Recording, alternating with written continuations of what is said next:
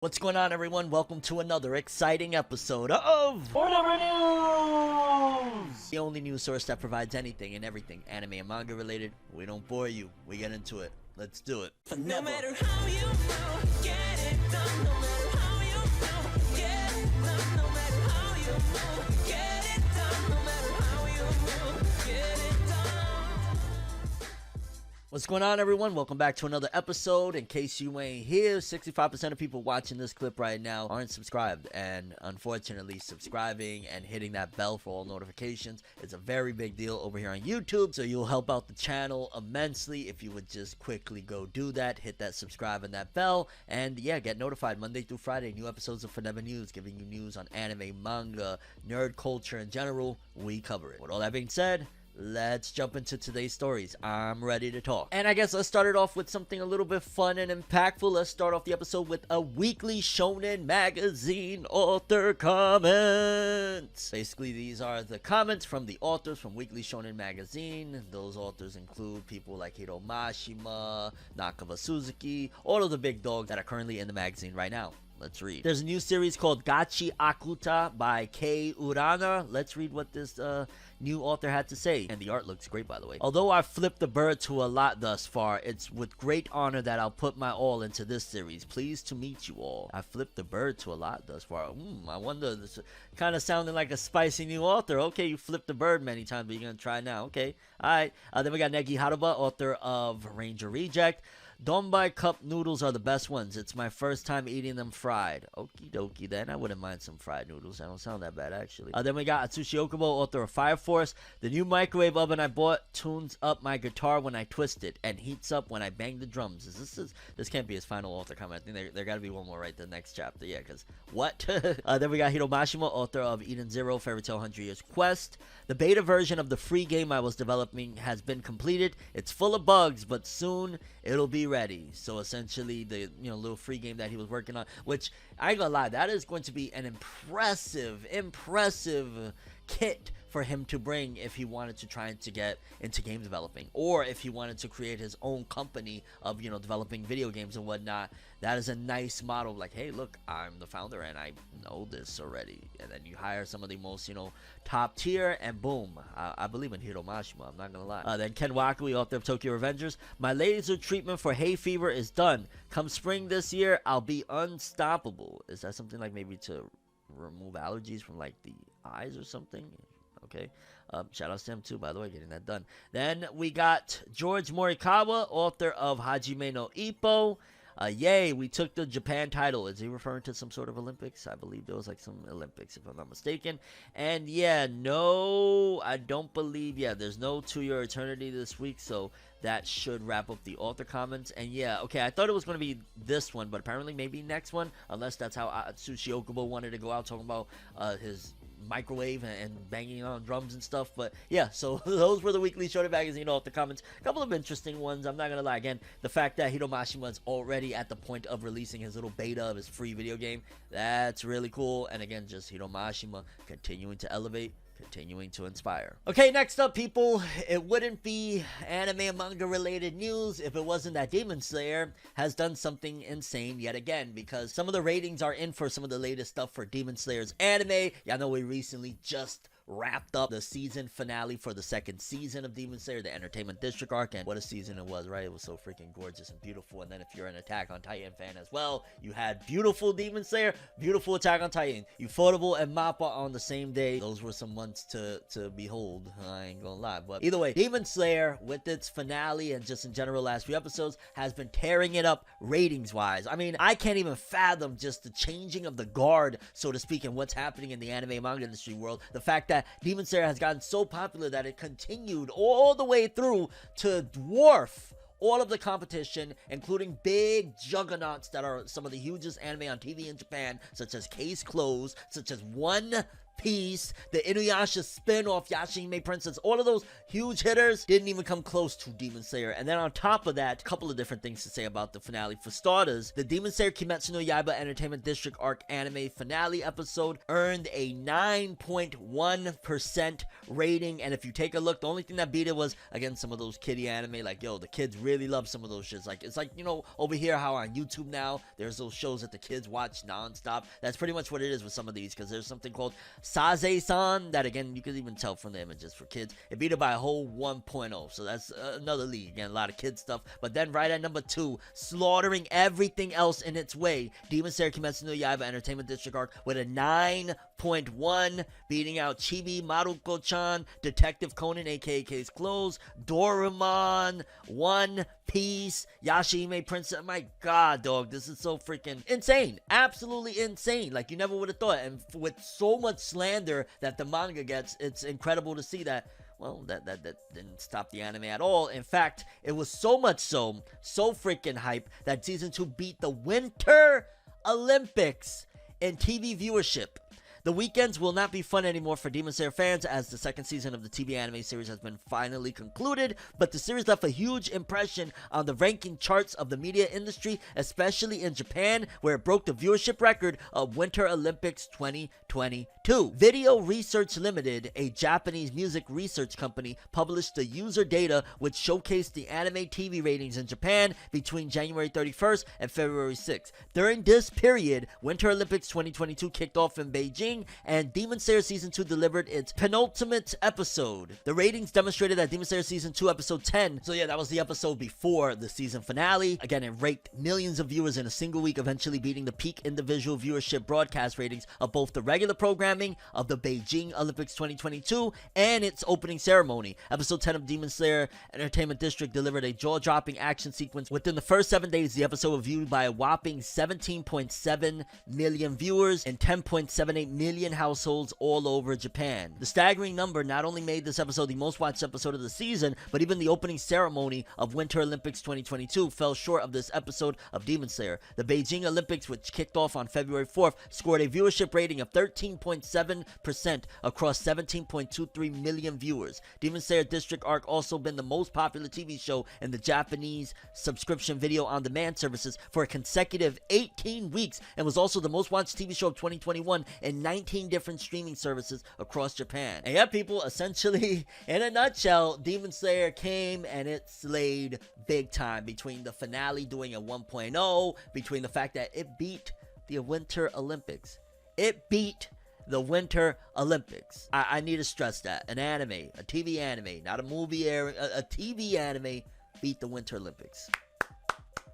You cannot hate on great achievements and great feats, and that's exactly what that is. Big ups to Demon Slayer. Big ups to the Entertainment District Arc. Big ups to the team at Ufotable that put these masterpiece looking things together, and yeah, it's just phenomenal. So shout outs to Demon Slayer. Like, wow. Moving on with something that caught me heavily off guard. I'm not gonna lie, like, I know we've been hearing about some murmurings for the last couple of years at that hey, they're gonna be doing something big for FMA, you know, they're gonna celebrate the 20th anniversary, all of that good stuff. And I just always think, like, okay, what they're gonna do, open up a few cafes. Like, you know, you never really expect much, especially one of the things about the Fullmetal Alchemist series, opposed to like something, let's just say, out of Weekly Shonen Jump or something like that, is that Fullmetal Alchemist feels so conclusive, right? It's just this main objective. It's so conclusive that there's ultimately not much room to do anything, especially Fullmetal Alchemist is over. Like, it's over. So there's not really, like, you can't, you know, milk out a bunch of sequels and stuff like that, because it really wrapped up almost everything in a perfect, nice bow of an ending. You know what I'm saying? So Fullmetal Alchemist really just isn't one of those series that lends itself to be able to put out multiple movies and all that stuff, because a big thing is too that fans were just really invested in what happens in the TV anime. Anything in the movies is just like a nice treat to see the characters, but they really wanted to see the resolution of the plot in the TV anime. So when I was like, okay, you know, they're gonna do a celebration, what is it this time? What's the big hoorah? Hey, cafes. But it looks like they're doing something real big. It says here, Fullmetal Alchemist 20th anniversary new project announced. A teaser visual featuring Scar has been revealed. More details on March 2nd, 2022. My birthday, March 2nd. Just saying. No. And I'm not even gonna lie, it's kind of weird because that hand, it looks like a real hand. Like the face behind it, I don't know, it looks like it could be a CG composite. Maybe they don't have whatever, but what I'm trying to hint at is that this looks like this will be another live action, and maybe it seems like a Scar spin-off live action. And it said here as well, the teaser poster also has been distributed near movie theaters. Pure speculation, but it seems like we are getting a Scar spin-off based on the domain link as well. And yeah, it says Fullmetal Alchemist with a picture of Scar's arm. I wonder, maybe they're gonna do like a CG Fullmetal Alchemist spin-off about Scar. That just sounds like it could be really cool, or an absolute nightmare. Like, holy cow, why? I don't even know, especially if this is even live action to begin with, which it does seem to be the case. Like, that arm is a real arm, that's somebody's real arm.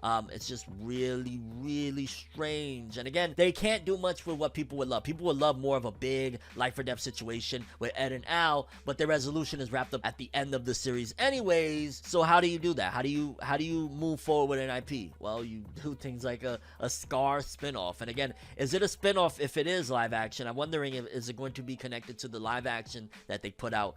I believe, what was it, Netflix released it over here in the West. I've yet to see it, to be honest with you. Like, I saw a little bit, I want to say maybe like a few minutes and whatnot. So, and I've heard everybody just bash the crap out of it as well. So that won't be good. I don't know. I'm interested though, and nevertheless, it's crazy that they're still trying to sneak something out from Fullmetal Alchemist. They're like, yo, dog, we got this giant IP, massive fan base, and we can't do shit because the author did too well of a job of wrapping things up and making it so tight and concise that it's hard to fit in a movie or something that is really going to be accepted by fans, because what do you really do? And they're like, well, Scar's a fan favorite. Let's throw that motherfucker out there and see what happens. So yeah, people, Fullmetal Alchemist 20th anniversary new project announced. A teaser visual featuring Scar revealed. More details March 2nd. Maybe it'd be if it was an anime Scar spin-off movie thingy, I'd be okay, but that's a real hand, so probably not going to be anime. Okay, people, next up, y'all know it's been a bajillion announcements by now about this, but it seems as though Fire Force is and has come to an end. To my knowledge, as of the recording of this video, it seems as though Fire Force has released its final chapter, at the very least over there in Japan. But there's been a bunch of little announcements here or there regarding Fire Force. In general, for starters, I guess let's say that it says here, and this was published a couple days ago now, that Atsushi Okubo will make a serious announcement after the Fire Force manga ends. And a lot of people are like, wait a minute, what does that mean, serious announcement? I mean, it could just be, again, his retirement. There's that possibility. I don't know if they're gonna go that far as him like, hey, I gotta announce. Like, he already announced back in 2020 that, yo, this is probably gonna be my final work. So if he actually did go and like, yo, it's retirement, yeah, but he clearly has some big announcement. And again, I'm almost betting anything that if it's not a season 3, maybe it'll be a film. Maybe they'll try going the film route, see if the film pops off, and then they'll do one more season for the anime. I don't know. But yeah, so he got a big announcement coming again with the finale of Fire Force, which I believe, again, has already been released over there in Japan. Then also, apparently he left behind, or he passed the baton, so to speak, because it says here, Fire Force creator Atsushi Okubo is saying goodbye and is officially, quote-unquote, passing the baton to Kei Urana, creator of the new action manga Gachi Akuta and Weekly Shonen magazine, which, if I'm not mistaken, yeah, I actually just read an author comment from that new author. So that's the person that Atsushi Okubo, the creator of Fire Force, is actually pushing to be like, yo, do something great. It's kind of like when, I believe, Kishimoto left the magazine of Weekly Shonen Jump with Naruto, and then like everybody kept on, oh, you know, he's passing the baton to Deku. So this is the Deku of Weekly Shonen magazine. I don't know how far this is gonna go, but wow, you know, to actually be here, man, you know, we talk a lot about like, yo, this series is gonna come to an end and that series is ending and all that jazz, but to really be here with it, I wonder what that, first of all, that final announcement is gonna be, but also it's crazy, man, and it'd be wild to really never see another Atsushi Okubo work again. I think Atsushi Okubo might be one of those authors, this is just pure speculation, that will take a long-ass break and come back and probably will never commit to another long work like Soul Eater or Fire Force, but will come back at some given point and maybe throw out a little like, yo, here's a one-shot giant manga, or here's, you know, something there. I'm working on an anime with some a studio or something like that. So I don't see them ever completely leaving, you know, the form of storytelling completely, but probably this will be the last long form because it takes a lot out of them. Especially, you went and you created 2 hits. You created Soul Eater and Fire Force, 2 big shonen manga and anime hits. So kudos to Atsushi Okubo. And yeah, again, that is going to be eating me until we get the full-on announcement of what that thing is that Atsushi Okubo is going to announce. Again, I'm calling anime or movie, one or the other. Season 3 or movie. We'll see, though, and either way, yeah, whole lot of Fire Force. It seems as though this is par for the course when a big series that ends. Usually there's a bunch of small announcements that come after it, whether there's going to be a type of sequel of sorts or spin-offs or, you know, whatever it may be, movies and stuff like that. So we're probably going to be in that era for Fire Force for the foreseeable future, especially with the official final chapter of Fire Force being released over there in Japan. Okay, I want to be very transparent as I report this story. One, I'm not familiar with this series. Okay, I'm not familiar with the anime. I've heard of this series before, but I'm not familiar with it. Two, I had no idea until like a day or two ago that this was actually really important to people. When I saw the announcement, I was like, oh, cool, some anime I've really only barely heard of, and we got a second season. Hey, why not? And a lot of y'all hit me up constantly all over the place. I thought it was like a troll thing at first. Like, how is this loved, this beloved, and this impactful? And I didn't know about it. But hey, you know, even one slips by me from time to time, because apparently the big announcement that's rocked a lot of anime fans recently is that Classroom of the Elites is getting a second season, I believe, or they said a sequel. Let's see. Classroom of the Elite TV anime gets sequel. The official website for the TV anime adaptation of Syogo Kinugasa's announced on Monday that the anime is getting a sequel. Light novel illustration Sunsaku's Tomose drew a visual to commemorate the announcement, and I've seen this visual everywhere. And again, I'll be honest with you, like, where the hell have I been? Where have I been that I really did not know the cultural relevance this anime has to anime and manga fan? Well, really anime fandom. Like, I genuinely didn't know. So when people kept on adding me on Twitter, at first I thought it was like a troll brigade or something, like, oh, they're just trying to get attention, nobody cares. And then I'm like,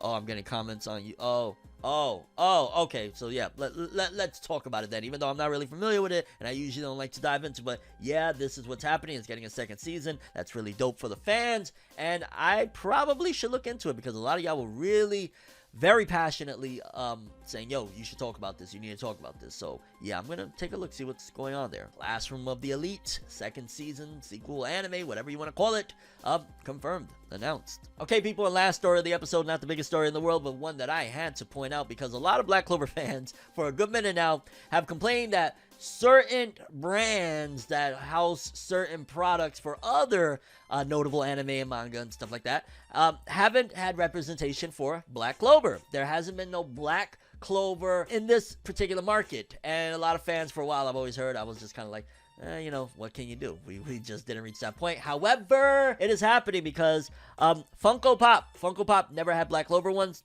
They announced right here, it says Funko Fair 2022 Pop Animation Black Clover, and you can actually pre-order the collection now. They got, okay, Noelle, Asta, Yuno, and it looks like Luck as well. And there seems to be like some keychains, or maybe the keychains come with the Luck one, I'm not sure. But I would easily buy all three of them, and it's about freaking time. It's weird, why now? They must be searching for like other, you know, smaller IPs right now. They already did all the big IPs. So they're like, oh, let's get something a little bit smaller, maybe still very big, but not as, you know, popular as some of the other ones. And they dropped Black Clover, and I bet you anything Black Clover fans are going to show out for this. I truly feel Black Clover fans, wherever they at, whenever they run into one of these FYE, wherever, they're going to grab them, those Black Clover Pop Funkles, and show them, oh, Black Clover fans, they may not be the largest group, but they're the most supportive group, and they're going to do their thing. So shoutouts to Funko Pop finally seeing the error of their ways and releasing this really cool and awesome collection of Funkos. Again, Noelle, Asta, Yuno, and Luck. And at the very least, I know for sure I'm going to have Asta, and more than likely I'll have Yuno. Maybe if I get a chance, I get Noelle and Luck. I'll probably get Luck too, depending. He looks really cool in that pose with the ice and stuff like that. But yeah, people, Black Clover Funko Pops finally incoming. And people, those are all the stories we have for today's episode. Curious what you guys think. Favorite story, most important story, something that I didn't cover in this episode that you would like to see me talk about in a future episode.